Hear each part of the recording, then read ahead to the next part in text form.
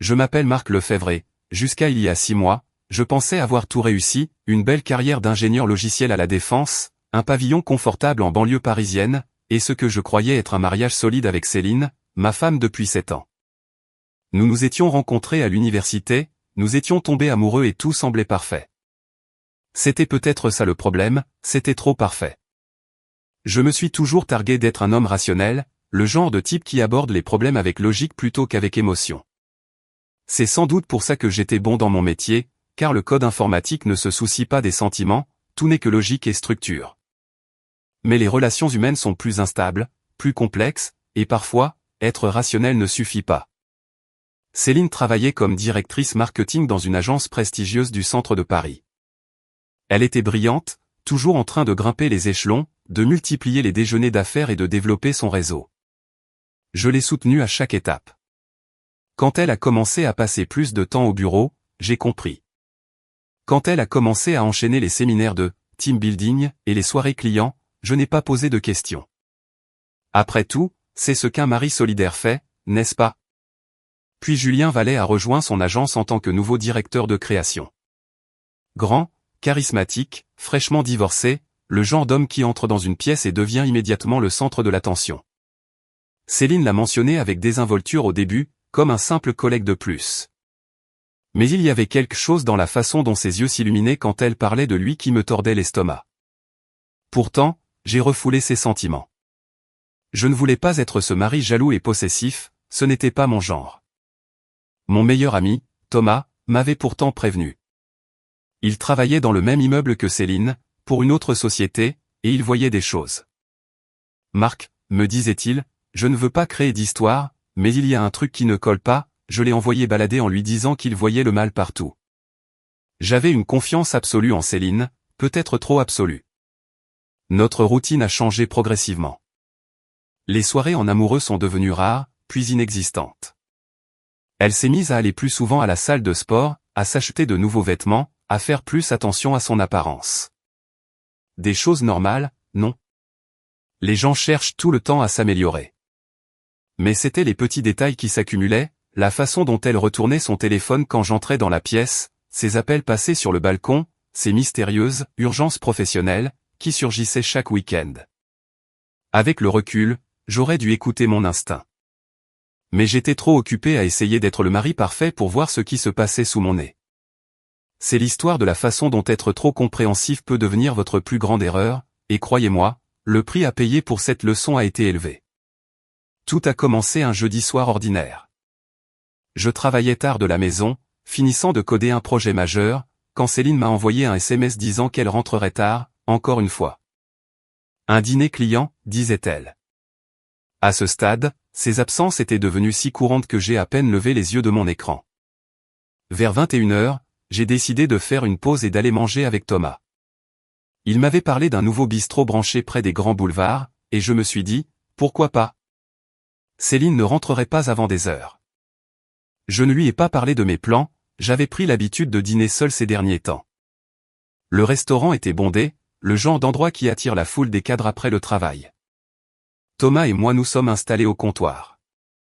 C'est alors que je l'ai entendu, le rire de Céline. Un rire distinctif, le genre qu'on reconnaît entre mille. Je me suis retourné, pensant lui faire un signe de la main, peut-être même les rejoindre si le dîner client n'était pas trop formel. Mais ce que j'ai vu m'a glacé le sang. Céline était bien là, mais ce n'était pas un dîner d'affaires. Elle était assise dans une banquette isolée avec Julien Vallet, juste tous les deux. Sa main était posée sur son bras pendant qu'elle riait à une de ses remarques. La façon dont ils se penchaient l'un vers l'autre, les verres de vin, l'ambiance intime, ce n'était pas du business. Thomas les a vus aussi. Il a posé une main sur mon épaule, « Marc, ne fais pas de bêtises. » Mais je n'avais aucune intention d'esclandre. À la place, je suis resté là, à regarder ma femme savourer ce qui était clairement un rendez-vous galant avec un autre homme. Le burger que j'avais commandé avait le goût de la cendre. J'ai attendu qu'ils partent, environ 1 heure plus tard. Céline ne m'a jamais remarqué, ils étaient trop absorbés l'un par l'autre. Quand ils sont sortis, la main de Julien s'est posée dans le bas de son dos. Ce geste décontracté a été comme un coup de poing dans les tripes. De retour à la maison, j'ai attendu. Céline est rentrée vers 23 heures, en fredonnant. « Salut chérie », a-t-elle dit en jetant ses clés dans le vide-poche. Désolé pour le retard, la réunion avec le client s'est éternisée. Ils adorent notre nouvelle campagne. Je l'ai regardée, cette femme que j'aimais et en qui j'avais eu confiance pendant 7 ans, alors qu'elle me mentait sans sourciller. Ses joues étaient roses à cause du vin, ses yeux brillaient après une soirée de flirt. Elle avait l'air heureuse, plus détendue qu'elle ne l'avait été avec moi depuis des mois. Comment était la réunion, ai-je demandé d'une voix neutre. Elle s'est lancée dans une histoire détaillée sur les besoins du client et les stratégies marketing. Les mensonges coulaient sans effort. Ma femme ne restait pas juste tard au travail, elle me trompait activement. Je suis allé me coucher cette nuit-là avec l'esprit en ébullition. Une partie de moi voulait hurler, exiger la vérité. Mais une autre partie, la partie stratégique, savait que ce n'était pas le moment. J'avais besoin de plus d'informations. Si Céline mentait aussi facilement pour un dîner, sur quoi d'autre mentait-elle? Après cette soirée au restaurant, j'ai commencé à faire attention, vraiment attention. En tant qu'ingénieur, j'ai appris une chose, les données ne mentent pas. Alors, j'ai commencé à collecter des données. J'ai créé un tableur Excel. Oui, je sais comment ça sonne, mais écoutez la suite. J'ai consigné chaque réunion tardive, chaque dîner, chaque événement. J'ai noté l'heure de son départ, de son retour et chaque incohérence dans ses récits. Le schéma était impossible à ignorer. Thomas m'a aidé aussi, sans savoir pour mon fichier Excel. Il mentionnait quand il voyait Céline et Julien prendre des cafés qui duraient 1 heure ou quitter le bureau ensemble. Un matin, Céline a laissé son ordinateur ouvert pendant qu'elle prenait sa douche.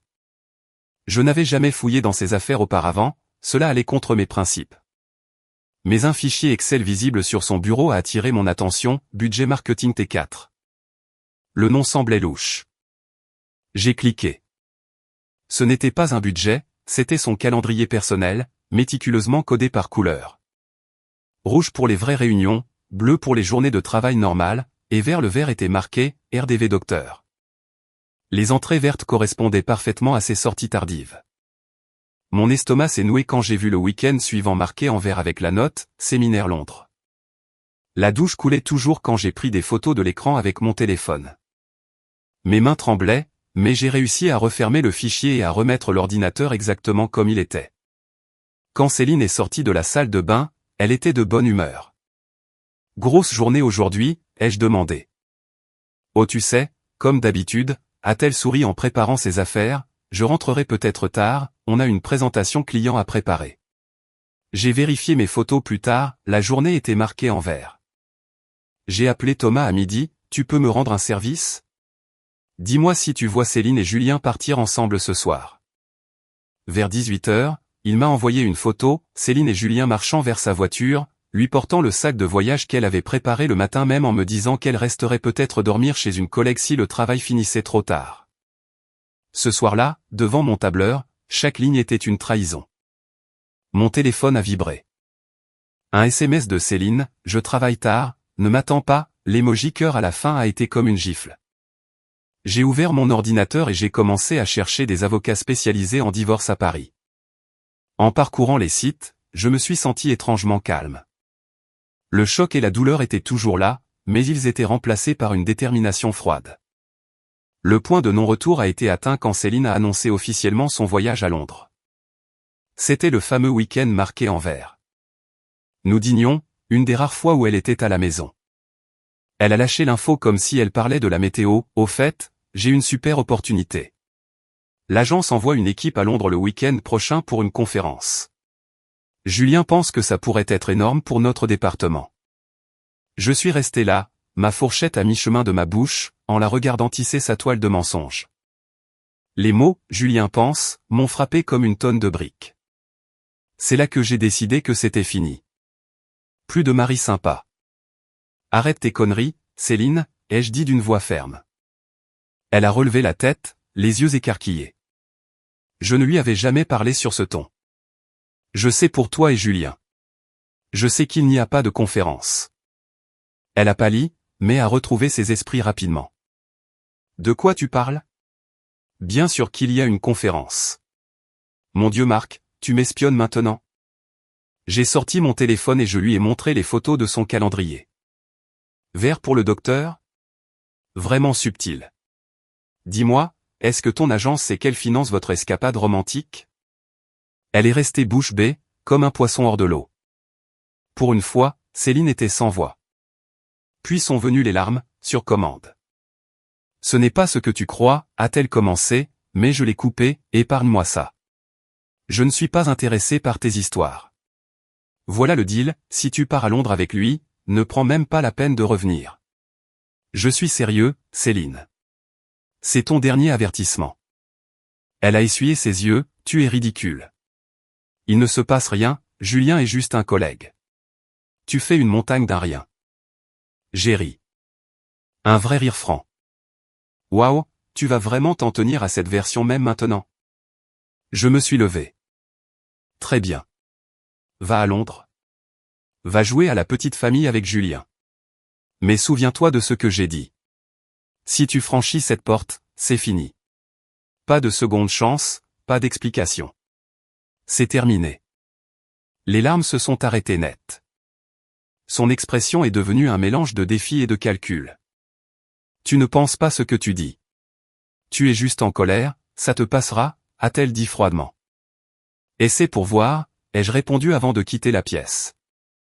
La balle était dans son camp. On pourrait croire qu'après une telle discussion, les choses changeraient. Elles ont changé, mais pas comme je l'espérais.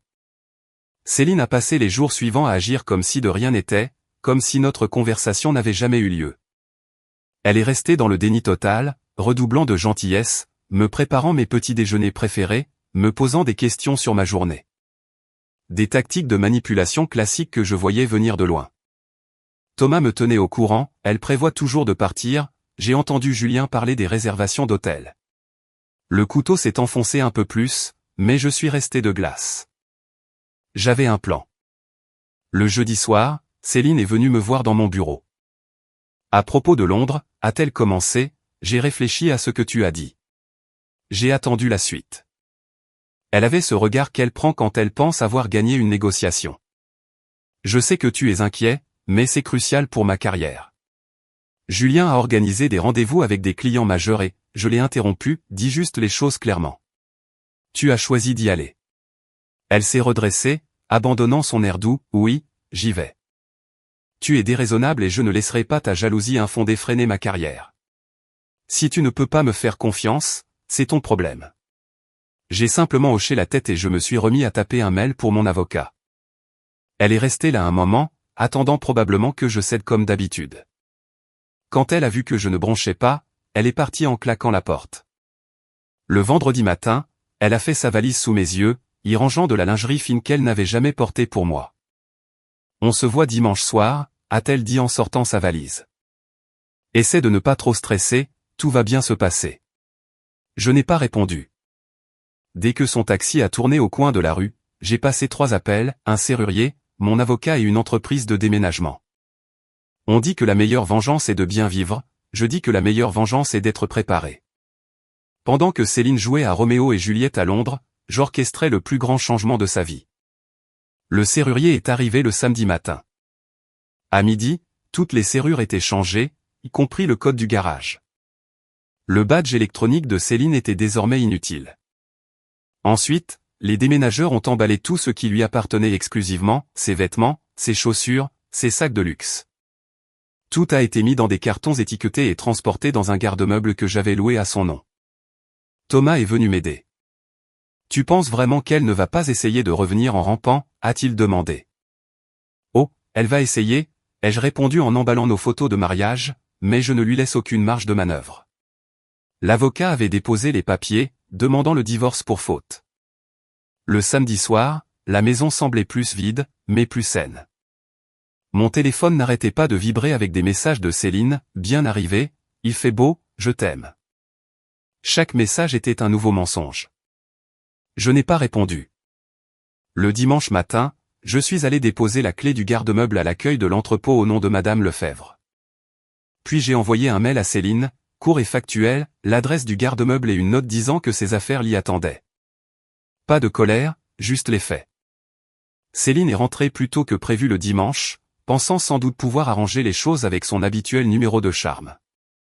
J'étais au bureau quand la notification de la caméra de sécurité a bipé sur mon téléphone.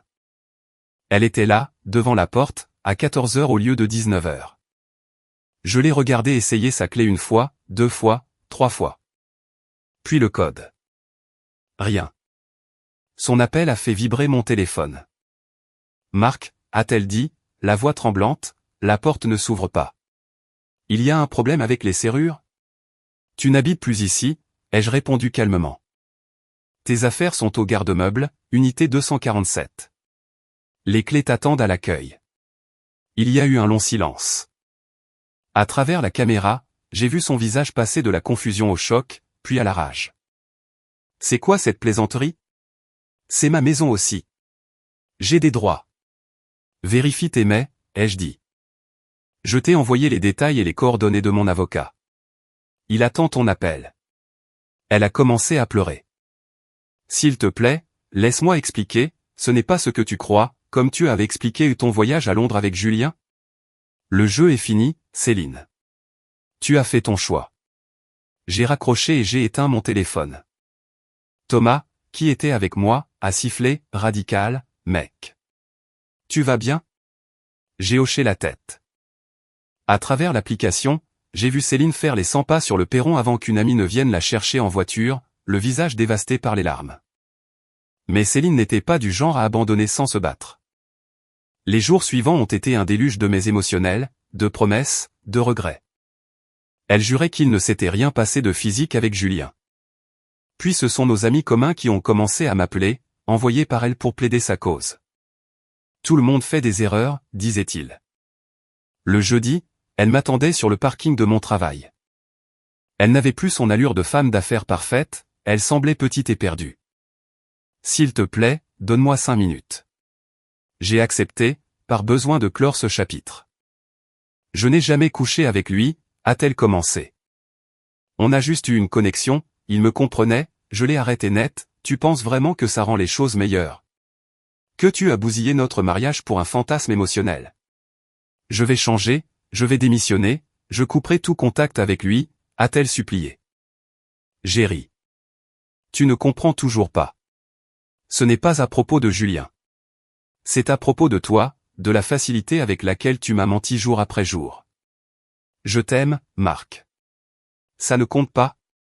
L'amour ne ment pas, Céline. L'amour ne manipule pas, je suis monté dans ma voiture et je l'ai laissé là. La suite a été rapide. Dans le milieu professionnel, les nouvelles vont vite. Une semaine plus tard, j'apprenais que les ressources humaines de leur agence avaient ouvert une enquête. Quelqu'un avait dénoncé leur relation et des irrégularités dans leurs notes de frais pour leur escapade. Julien a été licencié sur le champ pour abus de position et détournement de fonds. Céline a été mise à pied avant d'être renvoyée à son tour. Tous les amis qui me disaient de lui pardonner se sont soudainement tus. Céline a essayé de me recontacter, désespérée, car Julien l'avait abandonnée dès que les ennuis avaient commencé. J'ai bloqué son numéro. Son propre père, un homme que je respectais, a demandé à me voir. Il m'a dit, je comprends, Marc. Céline a toujours été son propre ennemi, elle pousse toujours les limites jusqu'à ce que tout casse. Elle tient ça de sa mère. Cette conversation m'a plus aidé que n'importe quelle thérapie. 6 mois plus tard, le divorce a été finalisé.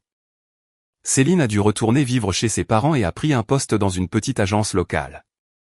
De mon côté, j'ai vendu la maison, trop chargée de souvenirs, pour acheter un loft moderne en plein centre-ville. J'ai changé de boulot pour une start-up innovante et j'ai même commencé à voir quelqu'un, une femme nommée Jessica qui n'a rien à voir avec mon milieu professionnel. Parfois, on me demande si je suis amer. Je ne le suis pas. Céline m'a appris une leçon précieuse sur le respect de soi et sur le fait de ne pas laisser les choix des autres définir ma propre valeur. La vie est curieuse, on pense être sur un chemin tout tracé, et soudain tout change. Mais le changement n'est pas forcément mauvais. C'est parfois exactement ce dont on a besoin pour devenir celui qu'on est censé être. Je ne regrette pas d'avoir rompu, je regrette seulement de ne pas l'avoir fait plus tôt. What Shred is doing. Ace is playing Minecraft. Forsaken is playing Minecraft. Haley is in college homework. All right. Studying. All right. Love that. laying down. Bose is laying down while he lurks. While they lurk. A Crane is playing Minecraft as well. There's a lot of Minecraft players that watch us when we play Minecraft. All right. Love to see it. Currently waiting for my face mask to dry. Nice. Nice. I'm building that huge skyscraper you built, trying to improve my leaning building skills. Ooh, all right. I was playing Heartopia and then switched to building in Minecraft. I love that. I love that. I know Steve sells them. Sorry, Candy. I'm not going to stay long. I'm going to do something. No worries, Shabal. Thank you so much for being in. I appreciate you. Ken is playing Minecraft. All right. Thank you guys so much for taking your time to let me know what you were doing while you were lurking the stream. I disappear when my kids need me. Then I come back. Fair enough.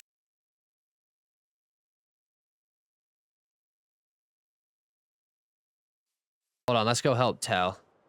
I think he's looking for tridents.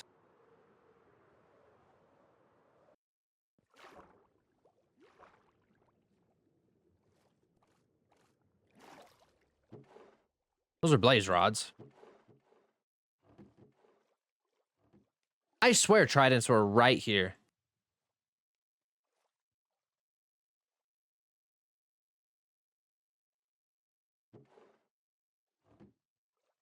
In this blaze box.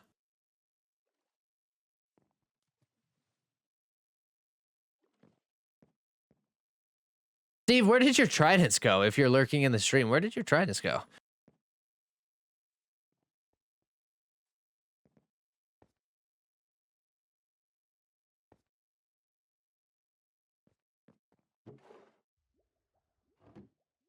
Weird. All right. Oh, sorry, Tell. I thought we were going to be able to help. I thought it was in the water. Where did my what go? The tridents. Where did the tridents go? I can picked up 2 last night, but I don't know where they came from.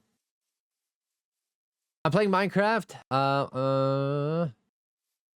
Playing Minecraft. Love that. Love that. I could shout you out, but nobody knows who you are. I don't do shout outs. Do they have Impaling 5? Oh, they're talking to each other. Anyway. Okay, this is nice. Let's go in with the stone. We're going to try that little stone insert. Maybe some cracked. We're going to go stone and andesite. This. I'm back. Welcome back, Rio. Hope you're having a great time. Welcome. We're going to have to go slabs here on this little thing. How unfortunate. What's up, M? Hope you're having a great night, dude. Welcome in. Welcome in. Let's go solid slabs.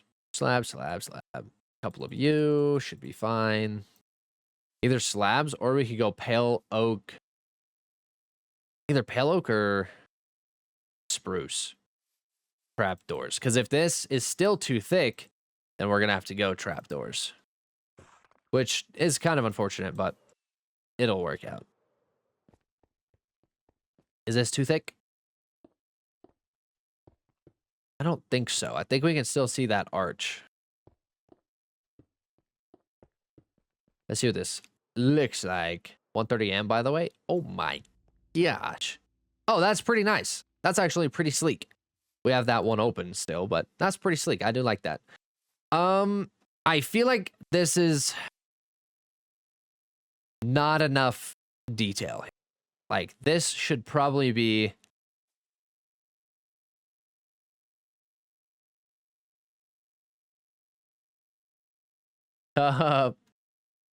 just observing. Oh, okay.